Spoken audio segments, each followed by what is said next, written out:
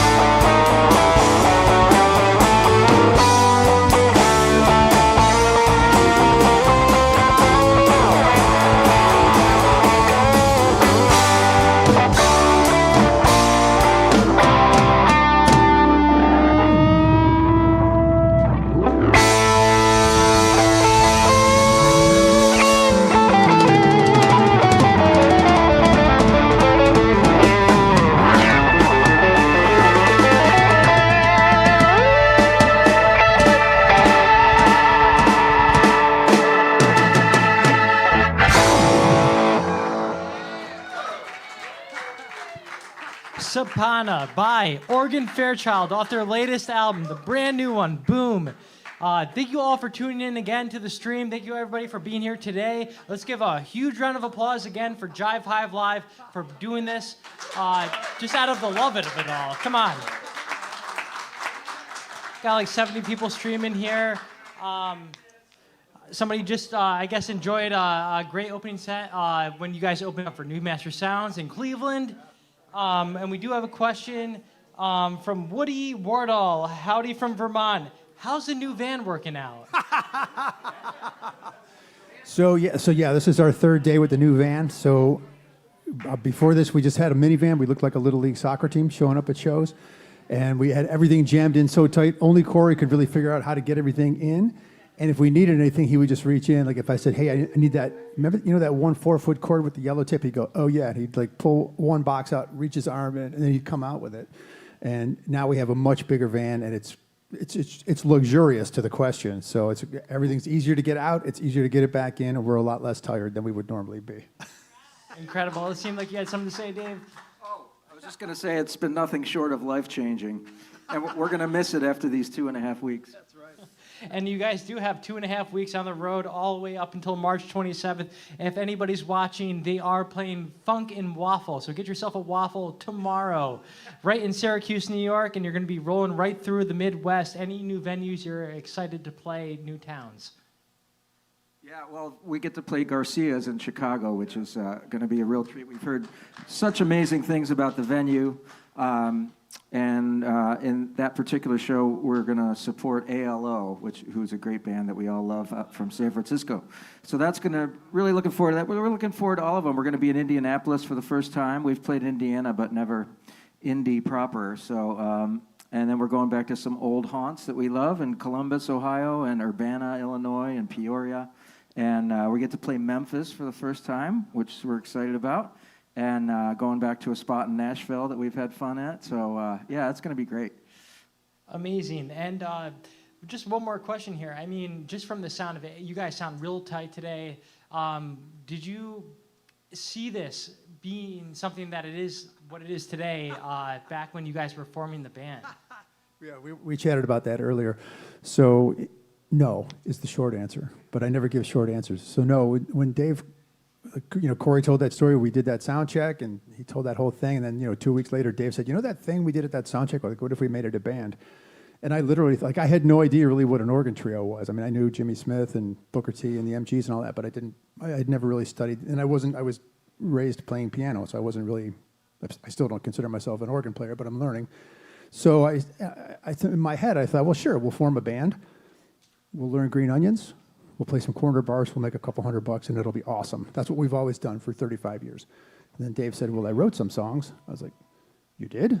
And I said, well, play them for us. And then we tried them out in his basement, I want to say like November of 2019, something like that. There's a picture of us at our first rehearsal, because it was like 32 degrees in his basement. We're wearing parkas and hats, and, with all this same sort of gear and just trying stuff out. And, so no, to the question, this has exceeded my expectations so far.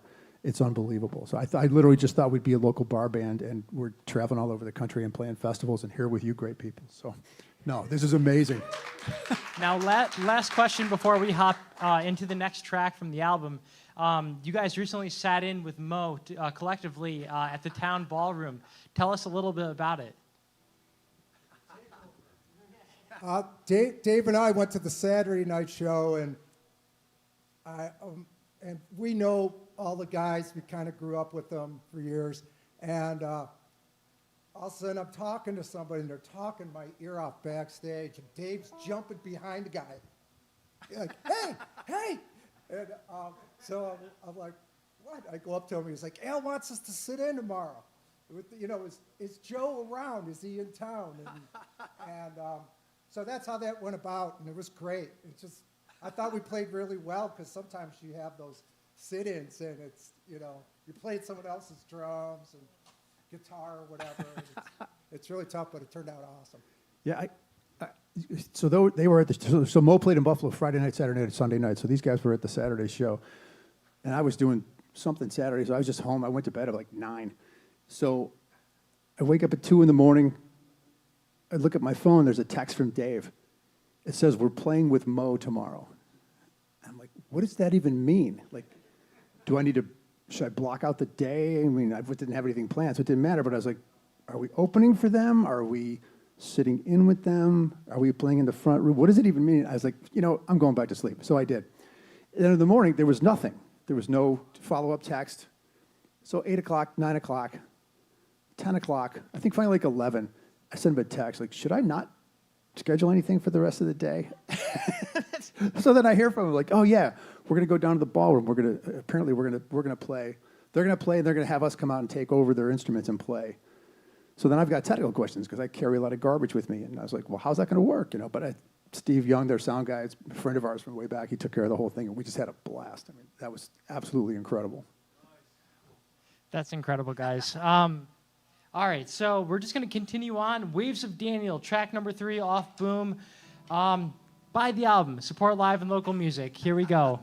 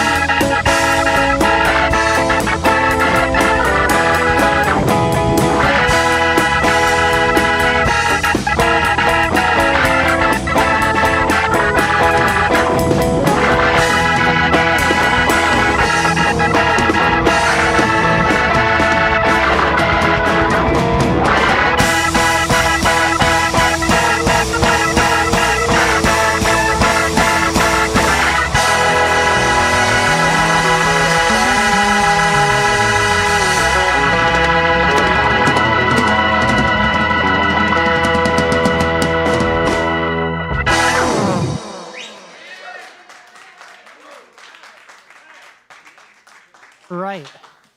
Waves of Daniel, everybody.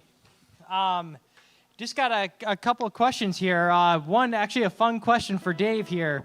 If somebody were to walk in and present Dave with the opportunity to play the recently sold $11 million Tiger Jerry guitar, what song would it be? Wow. It'd be a whole bunch of songs, but if I could only play one, God, who knows? Terrapin Station, I think. It's probably my all-time favorite Grateful Dead song. So I would chunk out those F chords and see where things took me. I think it would take a little while to get to, it's like a cockpit. If you look at all the controls on all of his guitars, they were so customized and could do so many different things. I think it would take a little while to sort of figure out what's what and where to get the different tones, but man, that would be fun. Now, we all have different musical inspirations, and let's just go down the row here. What got you into this all, playing live music? Boy, that's a hard question. So no, it's never been that for me. Those two guys, yes, that's a really good point because everybody thinks that. It's no. So, Everybody thinks you're such a playboy? Is that what you're saying? I got nothing. But I'm going to change the subject. So I grew up playing classical piano and basically being told that rock music was no good, don't do it. This is the right music. But then I'd be riding my bike around, and I'd hear, like in summer of '73 when Brothers and Sisters came out by the Allman Brothers, and I heard Chuck Leavell on Jessica and Southbound and Ramblin' Man and all those tunes, and I was like, well, that's piano. Why will nobody tell me about that? And I was like 11, and it's like, and then years would go by. So then I heard Dr. John, and that was probably the biggest thing that, getting into like boogie piano, and nobody would tell me about that. So I had to go digging, and this is before the internet, so you had to go find books in the library and records and stuff. Then it was great, but it was hearing an instrument that I was learning that I kind of hated, but then hearing music being played on that instrument that I loved, and then kind of trying to move in that direction. So that's my story. What about you, Dave? I have a suggestion. Is it okay if we play another tune and then we'll do mine, and then play another tune and then we'll do Corey, or do you have too many questions? I mean, I'm worried we're not going to get through the album. No, we can absolutely do that. Let's get right into Boom. Okay. Track number 4 off the latest album, guys.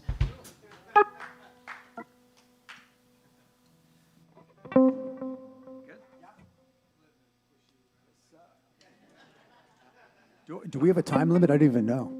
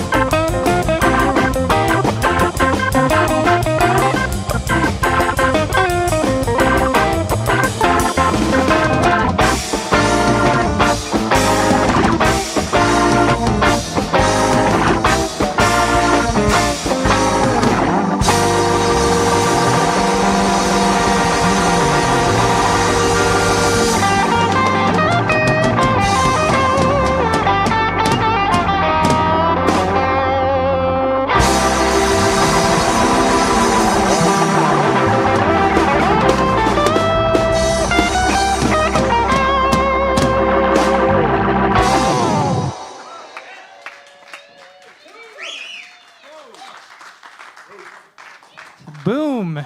Title track off the latest album, Boom. Oregon Fairchild. We're going to continue on with our last question. Dave, tell me, what got you into this thing? For me, I grew up we all grew up in Buffalo, New York area, so we're very close to the Ontario border, and we're right on Lake Erie. So I spent my summers on the Canadian side at a little town called Silver Bay, Ontario. Not the Silver Bay that Paul Schaefer's from.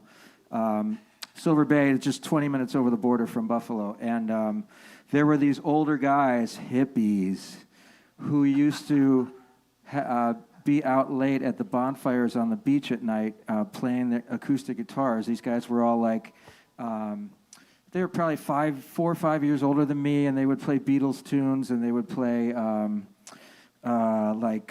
Spirit, a lot of early 70s stuff.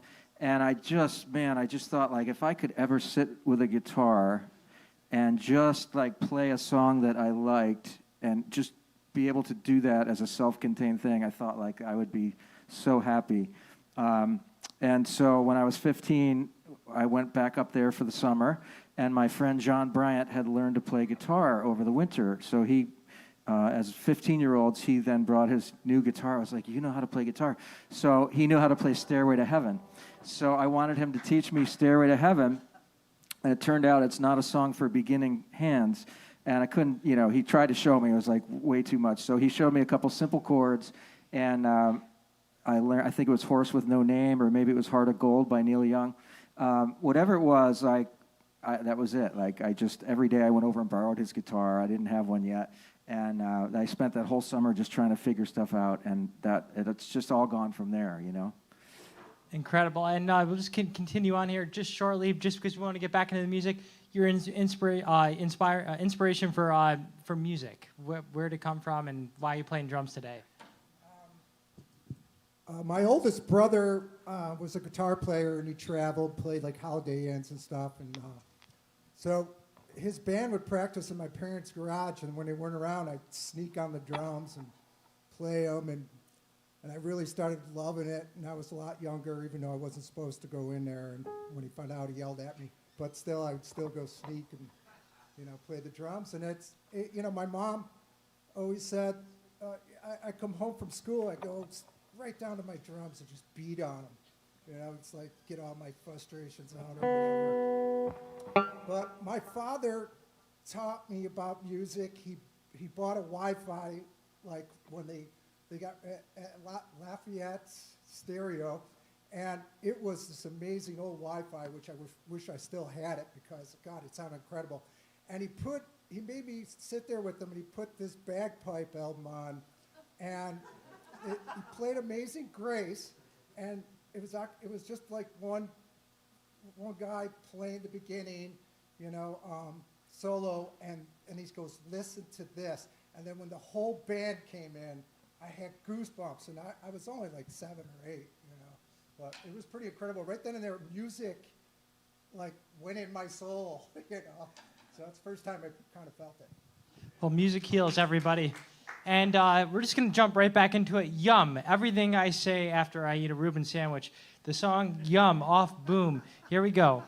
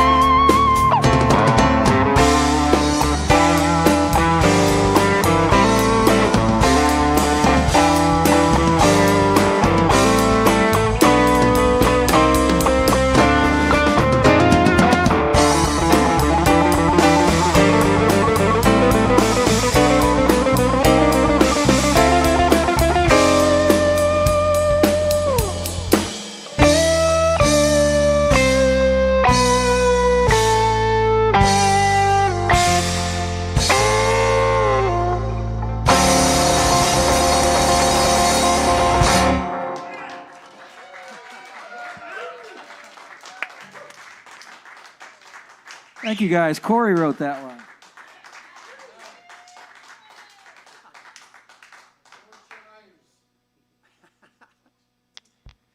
Should we carry on? Let's do it. Yeah, here we go. Boots.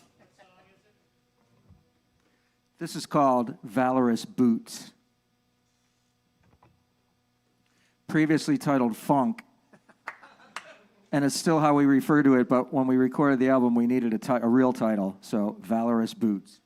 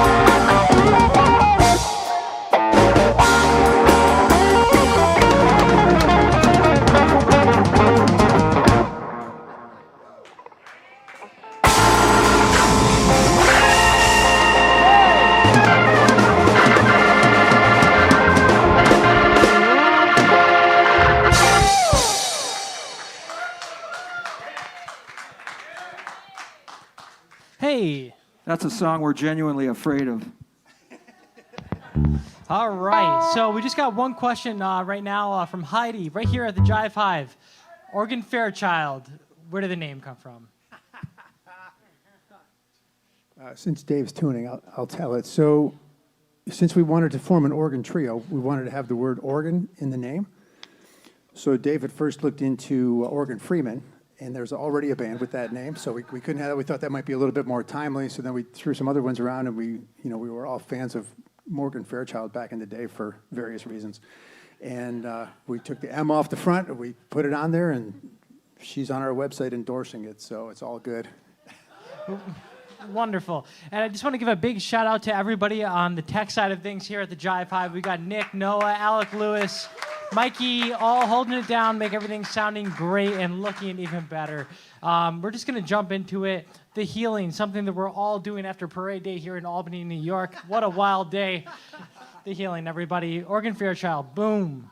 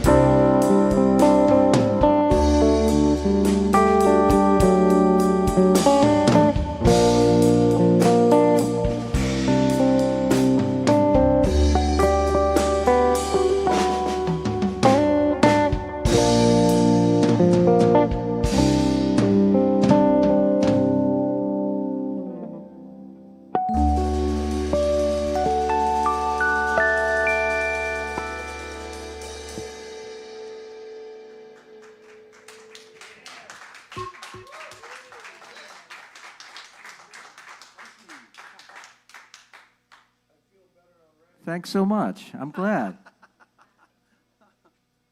We're rolling? All right.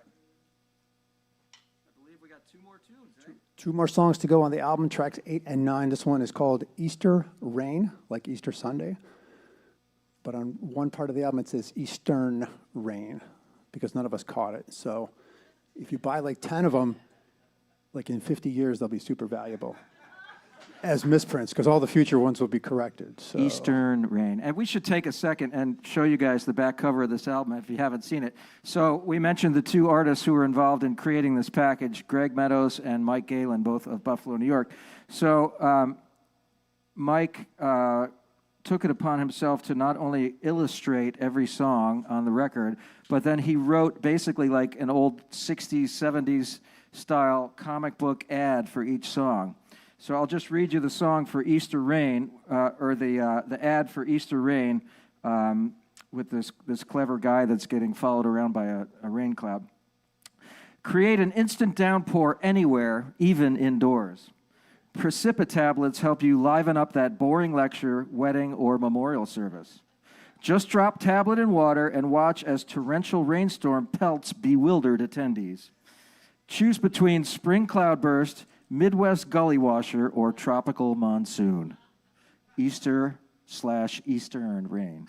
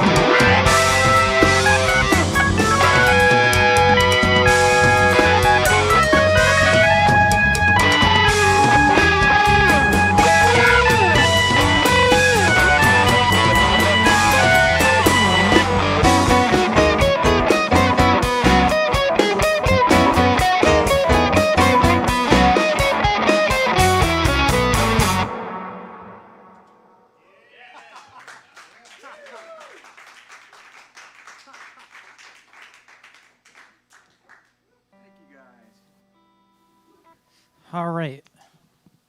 Oregon Fairchild, everybody.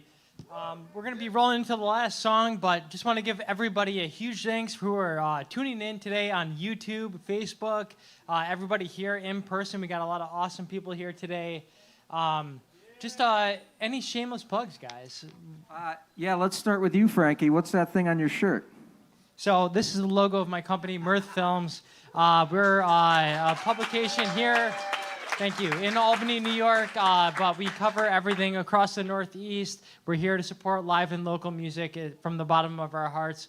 We like Reuben sandwiches, we like making documentaries, but most importantly, we love doing stuff like this. So let's give a huge shout out to the Jive Hive for hosting this whole thing today, because without them, it wouldn't be possible. Make sure to go check out Oregon Fairchild out on tour all month long, from Syracuse at Funk and Waffles to across the Midwest. We have a ton of people streaming from across the country, from California. We even have people requesting for you guys to play in Alaska, too. So Hey, that's pretty special. sounds great, man. That's going to take a lot of gas. As far as any other plugs, I think we would just say that we are on a 2.5-week tour, but we're going to be home for one day on Tuesday, because we're going from Syracuse to Ohio, and we have a day off. We're going to stop in Buffalo, so if anybody's ordering the record or the CD or whatever on the website, we will have one day on Tuesday to get those all ready and shipped out to you. So you won't have to wait a couple weeks for us to get back. Well, thank you guys for making a trip back here in Albany, New York. And make sure to buy Boom, the 4th album from Oregon Fairchild, online Tuesday. He'll ship it out right to you guys. And we're just going to send it off with the last track, Asleep in the Pew. It is Sunday, so for those who celebrate, It's so appropriate. hallelujah. Thank you, Frankie, for being our wonderful MC. Thank you to Tom and all the great people here at the Jive Hive. This is an amazing place.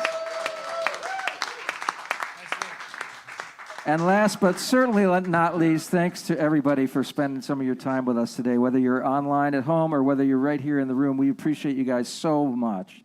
So thank you all. So this song has a short story that goes with it. If you want to participate, I'm not sure how you were brought up. So the title of this song is "Asleep in the Pew," because I often was as a child, and it's a sort of a journey through my own discovery of not just churches that I went to, but spiritual music that I heard over the years. So I was raised Catholic, here in the Northeast, and I heard these chords that I'll play here in a second, and they sort of instilled me with fear, because every time I would hear those chords, or almost every time, it felt like I would get yelled at by a nun or a priest shortly afterwards. I was also ill-behaved, so I can't put it all on the Catholic Church. But so there's that. And then as a young adult, I was getting into music and playing in bands. Some friends of mine went to some, I'll call them contemporary Christian churches, and I ended up playing piano on a 8-foot, 9-foot grand piano in a band for several years, playing CCM, contemporary Christian music. So you'll hear that little bit. And then during that whole journey, I kind of discovered gospel music, and friends of mine that went to those types of churches. And then I started meeting keyboard players that played in those bands, and the level of musicianship in that community is astounding. If you're a keyboard player, if you ever start digging into it, it's just the talent level is remarkable, and just the expectations that they have among that community to play in, you'll be able to play in every key, and just to do all the things that most people think, yeah, someday I'm going to do that. It's just that's rite of passage in that community, and it's just the music is just to me so inspiring. So this is that journey. So if you're Catholic, I apologize for the first part.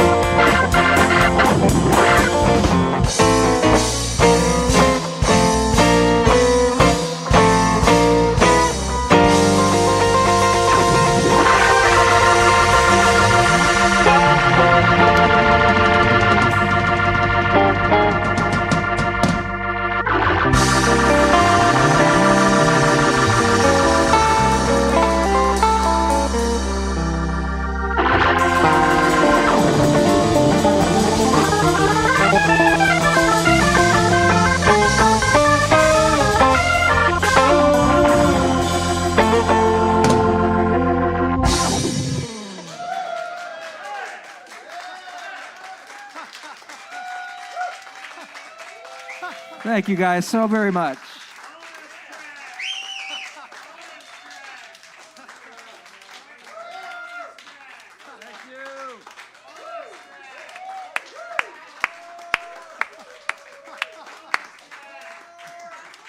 Bonus track, sure.